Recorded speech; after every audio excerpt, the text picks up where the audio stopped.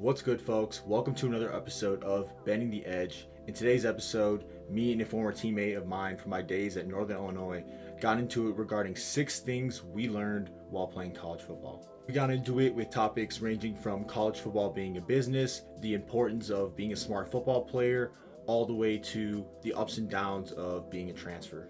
If you're listening via YouTube, make sure to subscribe, hit that like button, and stay tuned for weekly or every other week content where I'm bending the edge between football, the business of sports, and just life in general. Well, it's about that time. Let's get to the action. Ladies and gentlemen, welcome to another episode of Bending the Edge. In today's episode, we have a great friend of mine from the 2.5 years I spent at Northern Illinois. Someone who is Chaz. His government entity is Charlie. Ladies and gentlemen, Charlie Rotherham. Thanks, Jake. Thanks for having me on. I saw you started this a couple months ago, and I just think it's really cool. You've always loved football, and not just, the X's and O's, but all the other little things that go into it. And I think this is a really cool platform that you have, that you've started to, dive a little bit deeper into that. So just happy to be here and happy to talk about a couple things that we learned, while playing college football. All right. Thanks. I appreciate that a lot, Charlie. First off, do you want to kind of talk about how you got to NIU coming out of high school, like when and how you ended up leaving NIU, and then where you're at now, just kind of like your whole story from, like the end of high school till now? Yeah. So I started out, getting recruited,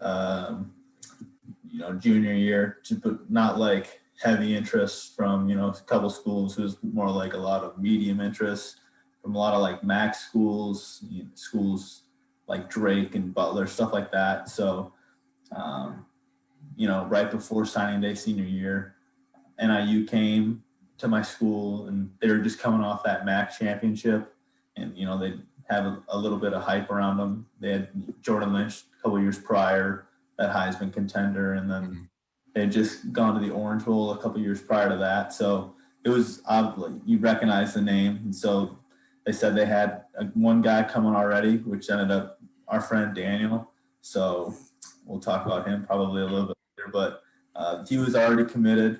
But I just, it's close to home, thought it was a good fit, decided to, roll the dice, take the chances. So I went there, and I was there for about two full years. My redshirt freshman year, or my redshirt year, my redshirt freshman year. And then after that, I transferred down to San Angelo, Texas, down in Angelo State, where I played my remaining 3 years of football. Graduated from there, and now I'm just back home in Green Bay, working in sales for a promotional product company in my hometown. There you go. Hell of a story. So I know a lot of you know me, but you don't know my full story. So I'm going to talk about where I was in the same scenario coming out of high school, and then where I'm at now. So I come from a high school, Batavia High School. It's a great football program. We've won 2 state championships. I had the honor of winning 1 state championship my junior year. And then going into my senior year, I was getting a lot of interest, Big Ten, MAC, but no offers ended up coming through. But I did have a great senior season. I ended up being all-state, all that. I broke the school sack record, had 13 and a half sacks. But as a lot of you know, it's a little different for D2. They kind of wait to throw out their offers and get their recruiting class finalized after the season. But for Division I, it's really hard to get an offer after your senior season unless you have like an absolutely like exceptional season, which I had a good season, but I don't know if it would be considered exceptional. Like a lot of those schools want to get the majority of their recruiting class locked up before signing day, before people's senior seasons are ending. So that kind of didn't go in my favor, but I did end up getting an FCS offer to Western Illinois. Took a visit there. It just wasn't the right fit for me. And just kind of betting on myself. Like Charlie mentioned earlier, we had a friend, Daniel, and he had a brother actually named Michael, who was a linebacker from Geneva, neighboring high school. He came in as a walk-on, redshirt his freshman year, and then his redshirt freshman year ended up playing, getting a lot of playing time, earning a scholarship. So that kind of inspired me as someone from my area, similar talent level to me. That inspired me to bet on myself and just kind of follow that same path. I thought I'd be able to do the same thing, but for a variety of reasons, I just ended up getting the opportunities I thought I deserved. So after 2.5 years in Northern Illinois, I redshirted my freshman year, true freshman year. Didn't get much playing time at all, if at all, my redshirt freshman year.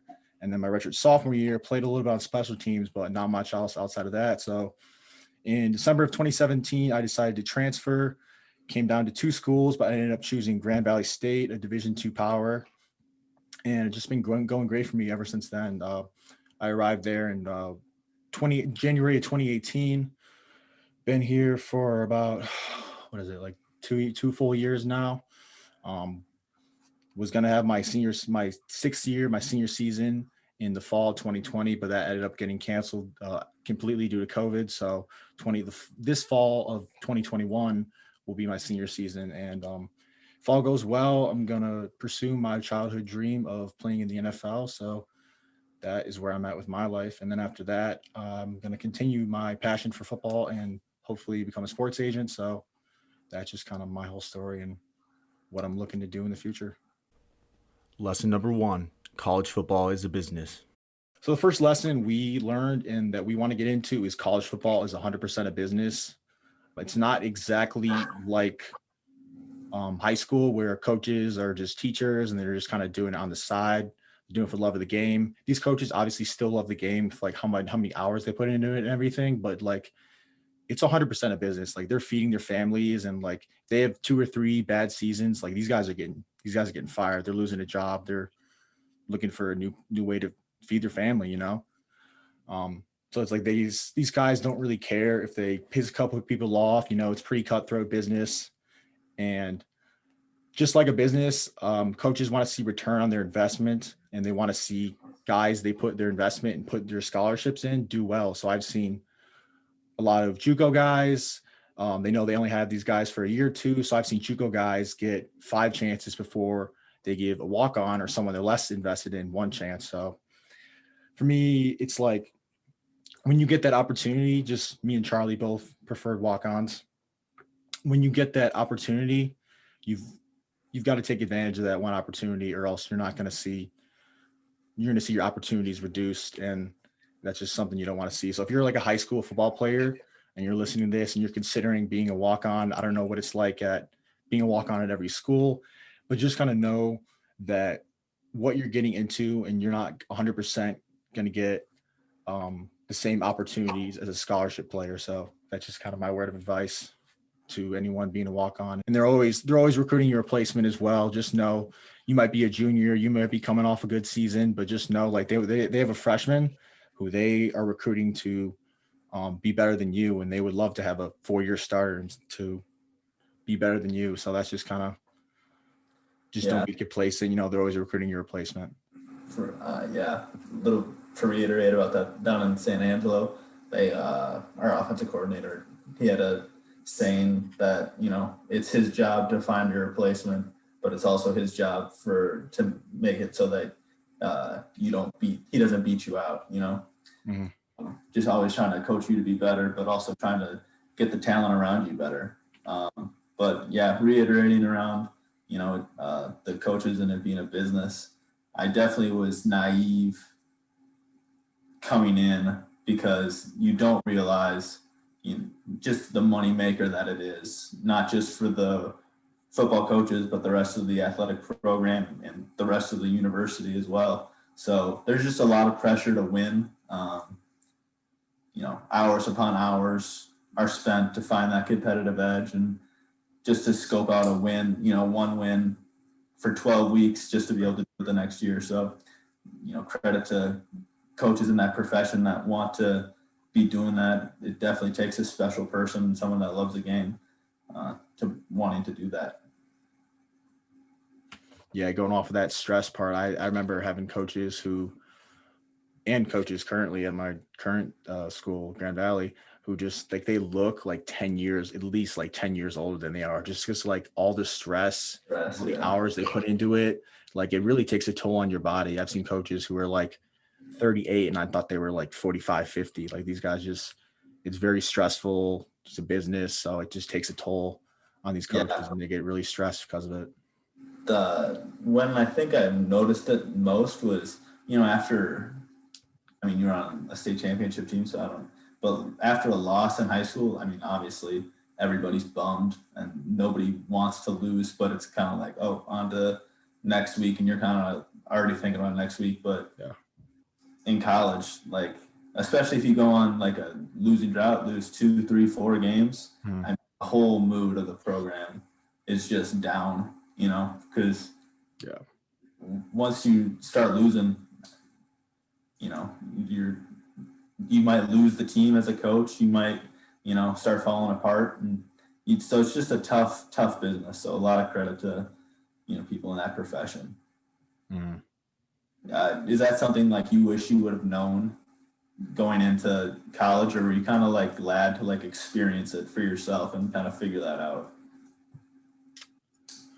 I feel like it's all about the experience. College football is just kind of, you can hear one thing, you can hear people say all this stuff. Like I remember going into college, I remember taking a visit and be like, oh, you're gonna have to watch a lot of film in college. And I was like, yeah. Because I watched, like, I was coming from a good program. We had watched a lot of film, but like it was a major reality check coming to college, and just like the amount of film watched, like the amount of detail you put into like everything you do. It's nothing like high school football at all. I don't care where you come from, like IMG, like anything, like this college football thing is just different. So it's like you can hear people talk about it and everything, but like everything that comes with college football for the most part, I feel like it's just, besides like making your decision, it'd be nice to know some of that stuff, but I feel like it's all about the experience, and you have to experience it firsthand to really know what it's like, For sure.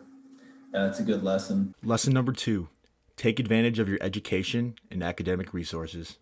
We were talking about this, and you asked one of the things that I wish I knew or learned in college. The one that like immediately came to my mind was just the importance of getting to know your academic advisors, getting to use, study table hours. I think his name was CJ for us. Yeah. Guy. Awesome. Him helping you, because I mean, you have set hours. You have to work out in the morning. You have practice, in the afternoon, meetings in the afternoon. So like your schedule, I mean, you only might have a class in one specific time, and like you need to be in that class. Well, if you don't have a advisor like helping you out, like you might not get that, and that just throws the rest of your schedule completely out of whack. And so it just, having those guys help you and like understanding that they're there to work for you was just something that I'm glad I kind of understood quickly, because I know a lot of guys were just like, oh, we'll figure it out as we go, and like, oh, school kind of putting it off. But I mean, the quicker you did it, like the quicker you got it done, the easier your schedule was. And that was just big. And then the understanding how big study tables were. Because I mean, remember we got in our freshman year in the summer, Right? like, I don't know how much you studied like your senior year. Like, I know it wasn't like a crazy time for me, but we got in and they're like, you have 8 mandatory hours that you like have to study at the Jordan. And like while you're there, you have to be doing homework. And it was just like 8 hours. That seems like so much, but it was a nice like spot where it's like, okay, I'm here. Like I got to get work done. And so like you kind of were able to focus, and like when you're there, you're working, and when you go back to your dorms, like you don't have stuff hanging over your head, and you kind of can just kick back and relax. So understanding the importance of the people that are there to help you and make your schedule easier, because I mean, you're there for education and football, but like you're there to play football, and they're there to like make the education part as easy as possible for you. For me, the main lesson I wanted to get across with this is just kind of like take advantage of your education. College football is very difficult and very time consuming, and you may feel like you're really pressed for time, but if you take advantage of the structure and opportunities that are provided through playing college football, like you're going to go very far in life. Like there's a reason so many companies look for student athletes in any field. is because they know like their time management skills are like precise. They know they, for the most part, try to attack everything they do, and but yeah, the discipline and structure they put on you may seem constricting, but it's setting you up for more success than someone who's just going to class and then partying on the weekends. Like you're going to be better off and you're going to be better set up for success in your career if you take advantage of those resources and opportunities than just the average everyday college student. And you're going to look back and be happy and really thankful that you had that structure in college. Another thing is don't just be a full-time football player. No matter how good you are, it's extremely difficult to make it to the NFL. And if you do make it to the NFL, the average career is like 3 years. So there, even if you make it to the NFL, which is very extremely hard to do, there's always going to be a life after football. So you have to pursue other interests. You have to see a future beyond football, and you just need to make yourself more than just a pure athlete. You know what I mean? Like you could be like, oh, I'm going to the league, blah blah blah, but like you have to have other things. You can't just be a full time football player, but you just have to pursue other things and just make yourself more than an athlete. That's just kind of my piece on it. For sure. And obviously, I think you've said it before, but like there's obviously nothing wrong with expecting to go to the league. But I mean, that's still, even if you do go to the league, that ends for everyone eventually. So you have to have a plan after that, what do you want to do? And then, even if it's 15 minutes a night, half hour a night, 45 minutes a week or whatever, do something that you want to do after football, something that you love doing, and like have a plan of attack for like when that day does come and like you don't have football anymore. It's not such a crazy transition into, the next chapter of your life. Right. Just overall, just like make yourself more well rounded. I've seen guys who aren't in the league who probably maybe should be, you know what I mean? But it's like, it's kind of sad to see people not take advantage of their education, pursue other things outside of football. And then just when football's over, they're just kind of on the streets doing whatever, you know what I mean? What's Like up? it's like, look at this podcast. I mean, Yeah, exactly. exactly. You love doing it, keeps you around football. I mean, maybe it's something you do the rest of your life. It takes off. Maybe it's just a tool into the next transition and to stay around football. But like, I mean, I'm sure it takes a lot of your time, but it's not consuming Right. Your entire week. So like just finding, it's not just wasting time, sitting on your phone, which you can do, but like you're not doing yourself any justice if you're just killing time to kill time. Like pick up, something you like to do, get a side hustle. I mean, it doesn't like hurt to be doing extra stuff. Exactly. At the end of the day, just don't, after you're done with practice, don't just go to your phone. Don't just hop on the video games unless you're going to pursue a career in video games, which is very hard to do again. But if that's what you want to do, that's what you want to do. But just have a plan. Just don't. I've seen so many guys put these resources and opportunities that football provides them to waste. So just have a plan and realize that you got another 50 plus years after you're done playing college football to do stuff with your life. Lesson number 3: being a smart football player is so important. Well, I think the next thing that I think of when it's like lessons, when it comes to like this one more football related, was when I got to NIU, I definitely like realized not by no means was like athletic compared to like other guys on the team. Like even quarterback, like in the quarterback room, I wasn't like compared to the other guys like athletic. So ways to get reps and like make your reps count is you have to completely know what you're doing at all times. Like knowing the playbook inside and out. That's a way for especially walk-ons to get more reps, because when you do get chances, you can't screw up. You have to know what you're doing. You have to make the play work, and being athletic is only going to get you so far. Knowing what you're doing is going to, carry you the rest of the way. It allows you to play so much faster and with so much more confidence. So just diving into the playbook, feet first, and knowing as much as you can, as quick as you can, definitely will like set you apart from especially other freshmen who, aren't picking it up as easily. 100%. For me, the main thing main takeaway I want people to take away from this is just be a smart football player will get you so far. I've seen so many guys who are freaks and all that, but they didn't know they couldn't capitalize on their athleticism and strength and everything because they weren't a smart football player. So being a smart football player is half the battle. Being a smart football player will you allow to play faster because you know what you're doing, and then you'll be able to make up for any talent discrepancy between you and someone else. Like I'm in my last year of college football, still trying to get stronger and faster out and all that. But like the main thing I can really do is just watch more film, just think the game through more, and that'll allow you to play faster. Like I remember when I got to NIU and I was getting on the field, I was just trying to not screw up the plays. I was just in like not mess up mode, and like playing like that, playing not to mess up is not going to get you to make plays. You're not going to play fast. You know what I mean? You're not going to have fun.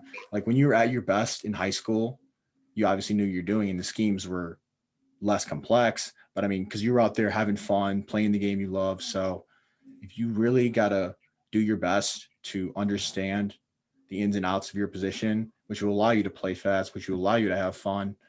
And yeah, being smart is just such a big key. Understanding film, understanding your opponent's tendencies is going to allow you to do things that your athleticism can't completely do. So just being a smart football player would just take you so far. Yeah.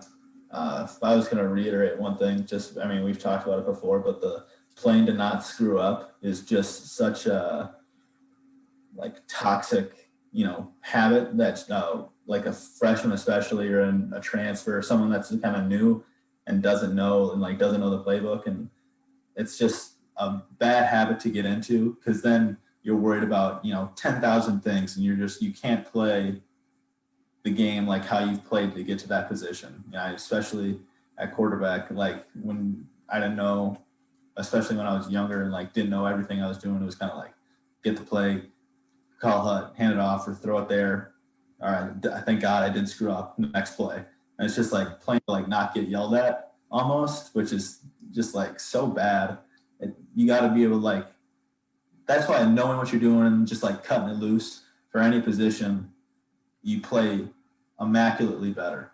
And it was such a bad habit that I had, and I didn't, correct it until I got to San Angelo and was able to kind of take a step back and realize, okay, what you're doing obviously isn't working. What did you do that got you to college football in the first place? Playing with confidence, knowing your capabilities and like knowing what you can do, and then just, playing it where it lies. So once I got out of that habit, I just playing football was just so much more fun and kind of fell back in love with it, I guess. Right. And it's like that's what the coaches, at least a good coach, that's what they want to see too. They don't really care. Like if they see you playing extremely fast and like flashing this like elite potential that got you there from your high school film, they're gonna be happy. They're gonna see that they have something to work with rather than somebody who's just kind of stagnant and just kind of executing the plays but not really doing it with much like passion or flashing anything special. They'd rather see somebody who, yeah, they screw up more, but they're like, wow, they're flashing like just incredible talent, just playing the position well. Yeah, I mean, absolutely. Lesson number 4: transferring is hard.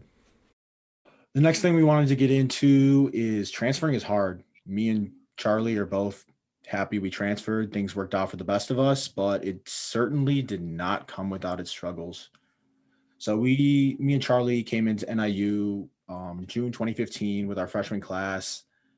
We had known each other. We had like group chats and everything, so we kind of knew each other going into the summer and everything. And then right from the summer, we formed a tight knit group of like six or seven guys, and we only knew them. I only knew those guys for 2.5 years, but it felt like I knew them for so much longer. I felt like I knew them my entire life. So leaving them was really hard.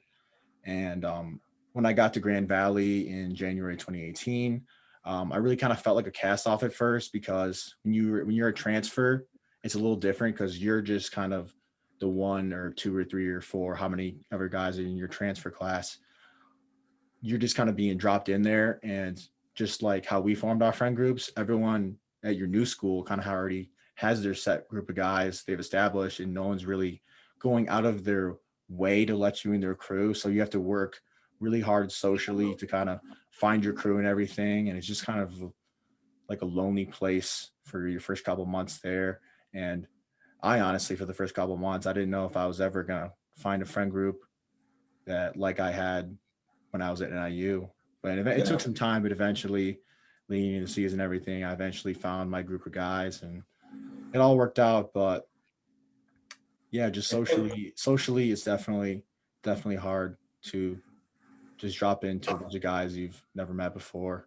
And then another thing, it's not as big of a deal, but guys at your position are going to see you as competition. So like there may be a little bad blood at first. I remember I came in just from everything that happened at NIU. I really felt like I was screwed over and given a bad hand. So I came in a little very hungry, which was good, but also like a little bitter. And I feel like I kind of took that out on some of my other guys. And I was just like, screw this guy. I'm coming in. This is my spot and everything. And guys at your position, like they want that spot too. So they're not just gonna let some transfer come in and take the spot, even if you're coming from D1 and everything. Like they don't really care. They want that spot. So just know there's gonna be a lot of competition and everything. And then another thing, which can be a good and a bad thing about being a transfer, is you have a completely clean slate. Some guys love it and see it as a new opportunity, nothing at your old school, nothing you did in high school is counted against you. But on the other hand, some people who aren't as hungry, like myself and Charlie, see it as you have to prove yourself all over again. So it just kind of depends what your mindset is. Just that you have a completely clean slate and you'll have to prove yourself all over again to these coaches and these teammates. Yeah. If I could go back to one of the first things you were saying about this topic, just when we got there in the summer, I just remember the campus was dead. I think there was like a couple basketball players and then like the football team. And just in the dorms was like only freshman football players. So like if you were going to hang out with anyone, it was like going to be, another football guy. And you're kind of forced to create bonds with one another. And like you said, we had a good group of guys. With my house, I had lived with like 4 or 5 other guys. And then you had a house with 4 or 5 other guys. And we just, gelled immediately and, created some good friendships. So it was tough, leaving those. But at the end of the day, you kind of just have to like look in the mirror, and it was like I do like have love for these guys, and they are my teammates and like some of my best friends I've ever had. But I did come to play college football, So you got to make a decision if that's not something you want to do, and you're like, I love it here, like I like the school, maybe stick it out, and you're happy with what your role is. But I know that's not the case for everyone. So yeah, transferring is hard because like you said, those bonds that we created like in the dorms and in the workouts, like in the summer when we didn't really know what we were doing, like kids have those and are like, have that group of friends that we had just at another school. And so when you come in, they are hesitant to, and I'm sure like we were guilty of this too when kids transferred in, it is tough. Like it's kind of like, okay, who's this new person? Especially if it's at the same position as you, like, are they, coach obviously brought them in, like, are they trying to take my spot? Like, so you just kind of put walls up, and even if you're not trying to, it does make it tough for kids transferring in. And like you said, eventually you do find your group of friends, like your new group of friends, but especially going to a school where you don't know anyone, it can be tough. So you kind of just have to throw yourself into, football. And I threw it into, studying the playbook so I could play, going back to that first one, playing fast, knowing what you have to do. So that's kind of what I did at first. And you eventually find guys that view the game the same way as you, and you create new bonds and, new friends and a new group that you kind of hang out with. Lesson number 5, speak up. Closed mouths don't get fed. Kind of adding on to that, the whole transferring thing. We've talked about this before, and you kind of had the saying, closed mouths don't get fed. That's 100% true. Because, I mean, like, use you as an example, like, you were killing it in that second camp and you're playing well, but, you might think you're the third best DN, second best DN, but if your coach thinks you're the, seventh, like, what does it matter what you think? He's the one playing the guy.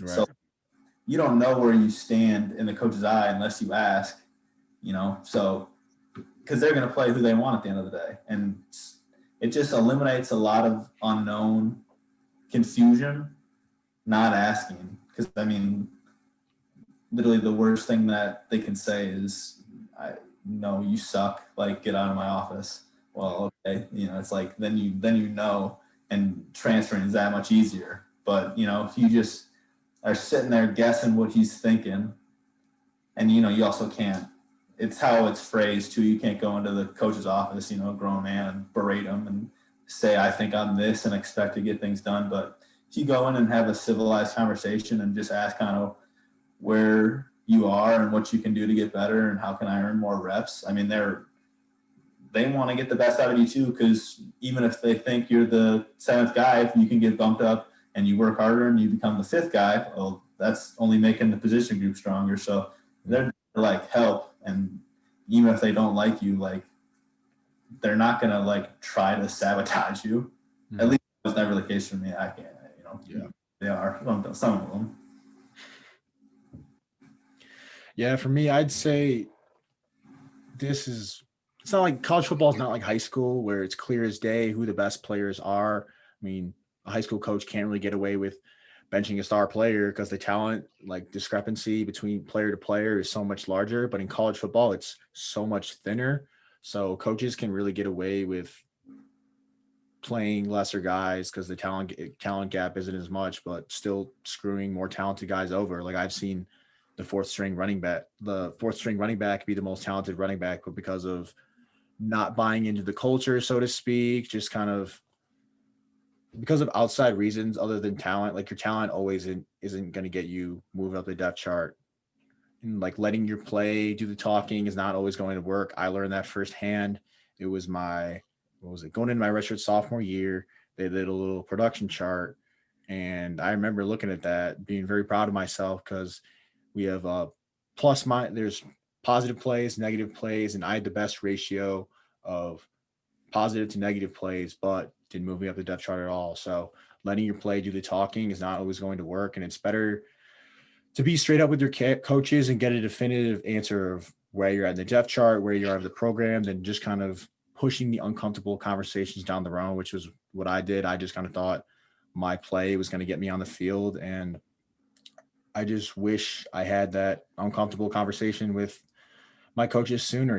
I could have maybe saved myself a season if I just had a straight up conversation with the coaches and was like, where do you see me? Do you ever see me starting here, playing, all that? And they could have just told me, we don't believe in you as much. We believe in this other guy, yada, yada, yada. It's just better to get a straight answer out of someone than just kind of leaving the uncertainty in the air, Lesson number 6, take every moment and opportunity in.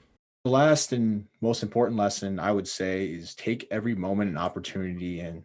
I'm not even done with my college football career, and I'm just taking this to heart. I'm taking every practice rep, every rep in the weight room, all the time in the film room. I'm just taking it all in and just trying to enjoy it the best I can, because I know it's going to be gone before I know it. In a game I've been playing all my life is just could be taken away from me, just at any moment's notice. And outside of football, and probably most importantly, the thing you're going to miss is the relationships, the brotherhood, the locker room. You're just going to miss that more than anything. And that's just something through sports, through football, you're just like a college football locker room is one of the most beautiful things in all of sports. And like all this stuff racially we've seen this year, like I wish they could just see like what a college football locker room is like. I heard my coaches say that. I've heard so many people say that. Just like you have all these guys from all different backgrounds all coming together for one common thing, and it's just love and brotherhood. And it's really a beautiful thing to see. Another thing, just like I was saying, don't leave anything left on that field, in that weight room. You don't want to be that guy who's 40 years old talking at a bar, like talking about what you could have been. You want to be one of those people who made the most of your opportunities, because anybody can say they could have made it here, they could have gone to the league if they did this. Like, that doesn't get you anything. You don't get any award for doing that. I've seen so many guys and over the years on both my teams, just freaks of nature, amazing at the game of football, who just are just doing a regular job on the street. You know what I mean? Like, just your talent isn't, you can't always just ride your talent. You have to make the most of your opportunities. I've seen so many talented guys flame out, waste their opportunities, and now they've got to live with that pain and regret for the rest of their life, and just know that they had all this talent, all this God-given talent, and just put it to waste. And I'm just trying to make the most of all the talent that I was given by God, and just make the most of it. And not, like, my biggest regret thing that I never want to say is just that I left anything out on that field. And just, I don't want to go to bed at night thinking I could have done more. So that's just kind of like the one thing I try to do every time I have any football opportunity, or I just try to take every single moment and opportunity. That's a good thing to be conscious of. Yeah. I mean, I don't know if you have it in like high school, but in college, like, coaches give the seniors a chance to go up at the end of the season and kind of say their piece and thank who they want to thank or whatever, or leave pieces of advice for the underclassmen. I just remember, like, upperclassmen, great guys just going up there and like crying, and it doesn't really like register with you. It's like, that's not, gonna be me. It's like, right, that's far away. And then when I did transfer, it was kind of like, it was my redshirt sophomore year, but like my junior year of school was like, oh, like, damn. I mean, my time is almost up, and it's kind of like, you can't take a rep for granted, because it's like, when it's gone, it's gone. And kind of reiterating what you were saying before is, I mean, yeah, I look back on memories of, throwing a touchdown pass or, getting a win or stuff like that. But the stuff I really think about is, sitting in the locker room and like just having fun with my friends. That's the stuff you miss, being in the weight room. Because now it's like, I work out, but for my health, it's just not as fun as when you get 50 guys in a weight room, pushing each other, having fun. That's the stuff you miss. It's the embracing, like, the suck kind of, because you don't have to be there. Like, you get to be there. And it's just appreciating the game for what it is, and all the good and all the bad, because when it's gone, it's gone. And I mean, I would give anything for like another season of just the bad, because like, you miss it. And even the bad stuff's good in retrospect when you don't get it anymore. So I definitely agree. You can't, if you're there, like, you might as well give it everything you got, because you're gonna miss it one day. So definitely agree with you that you have to appreciate it in the moment. Yep. Well, thanks everyone for tuning into the episode today. I'm sure if you're a current or former player, I'm sure you can agree, and a lot of these points resonated with you. And even if you didn't play college football or college sports, I hope that this video and podcast really give you an introspective into what it was like being a college athlete. And if you want to give Charlie a follow, what's your social media or preferred handle? Really only like on Instagram, but it's just C Rotherham too. So that's the only thing I'm really on. All right, shoot him a follow, folks. And until next time, that's all we got.